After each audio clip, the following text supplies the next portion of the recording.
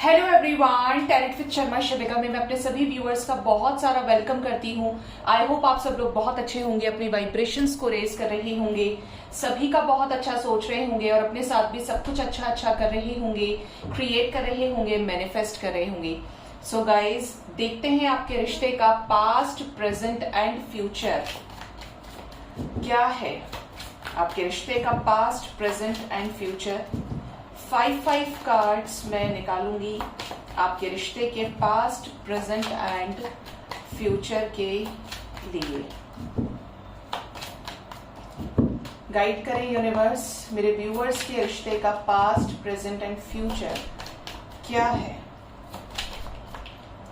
जो भी मेरे व्यूअर्स अपने husband, wife, girlfriend, boyfriend situationship में है, क्रश के साथ डील कर रहे हैं, सभी की कलेक्टिव करंट एनर्जीज को पिक करने में मेरी हेल्प करें यूनिवर्स।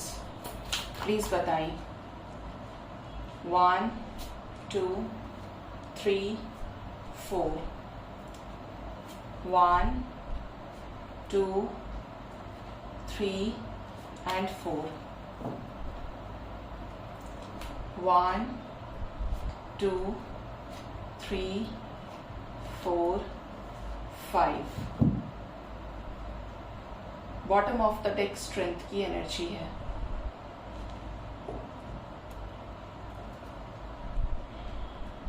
लेफ्ट से राइट तक आपके रिलेशनशिप का पास्ट, प्रेजेंट एंड फ्यूचर।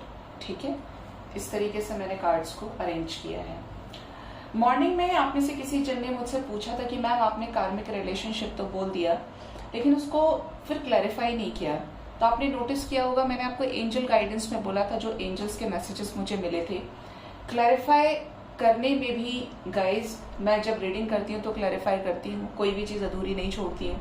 दूसरा क्या है कि आप पर्सनल रीडिंग के थ्रू जाएंगे तो आपको समझ आएगा कि कार्मिक है कि नहीं है। ठीक है, ऑल्दो यूनिवर्स आपको खुद भी साइंस देने की कोशिश कर रही होगी, जो या तो आप समझ नहीं पा रहे हैं या आप इग्नोर कर रहे हैं, कोई भी रीजन हो सकता है।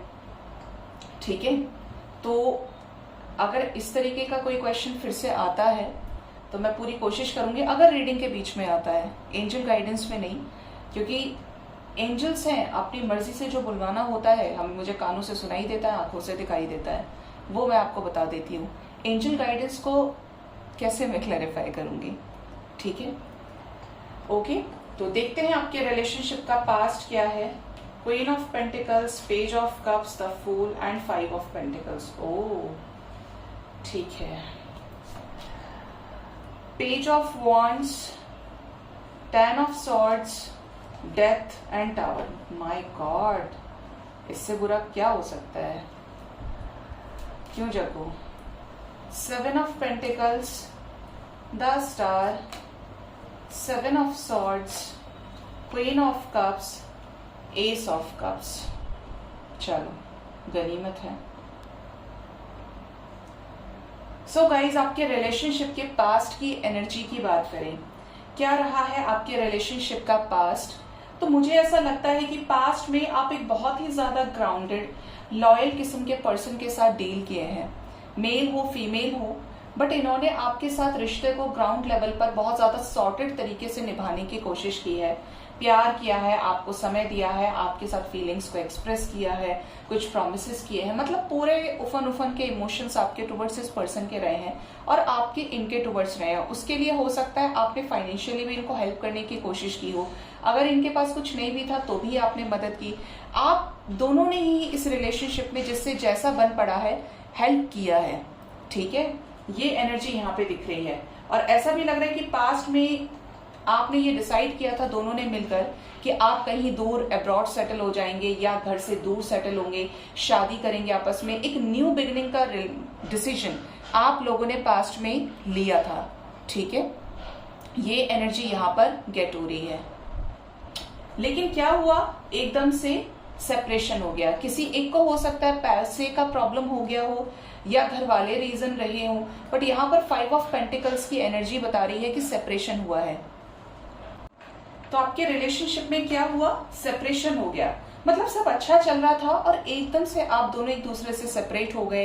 कोई ऐसा कुछ लोगों के केस में तो हो सकता है कि कोई ऐसा बड़ा रीजन रहा भी हो या कोई ऐसा बड़ा रीजन नहीं था। बड़ा रीजन था कि आप दोनों एक दूसरे के साथ नई शुरुआत करने वाले थे, जैसे शादी होने वाली थी, एंगेजमेंट फिक्स हो गई थी और एकदम से टूट गया। किसी फीमेल का इन्वॉल्वमेंट हो सकता है या कोई ऐसी थर्ड पार्टी सिचुएशन रही जो एकदम से क्रिएट हुई और आप दोनों सेपरेट हो गए। अब प्रेजेंट की बात करें तो आपको ऐसा लगता है कि आपके पार्टनर आपसे प्यार करते हैं।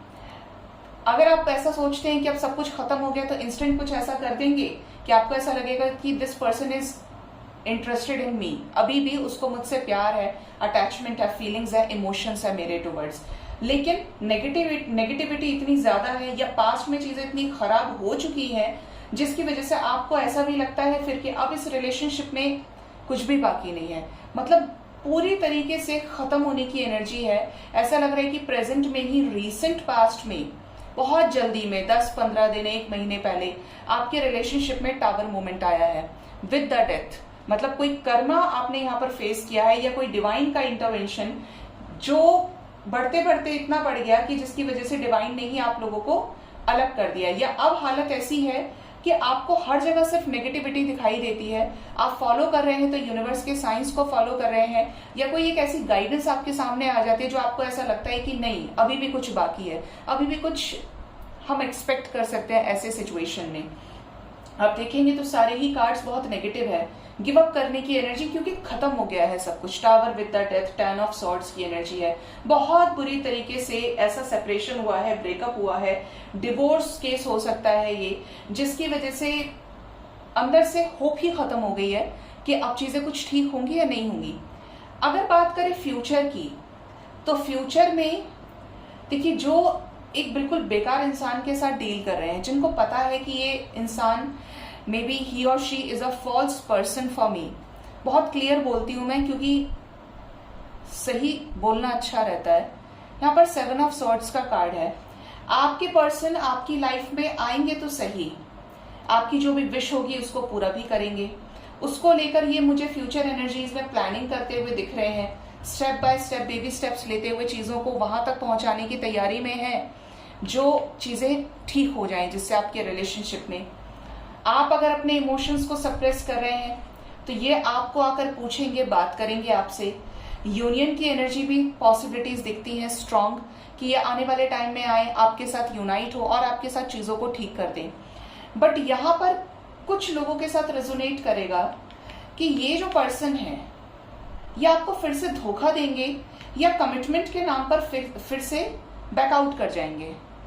अभी तो यहाँ पर प्लानिंग की एनर्जी है, आपको लेकर प्लानिंग चल रही है, लेकिन फिर आने वाले टाइम में आप फिर से पूछेंगे, मतलब आपके मिलते ही इनकी एनर्जी ग्रांटेड वाली कि ये कहाँ जा रहा है, ये कहाँ जा रही है, ये आपको ट्रिगर कर सकते हैं, कुछ आपसे हाइड करें या लास्ट मोमेंट पर बैकआउट कर जाए।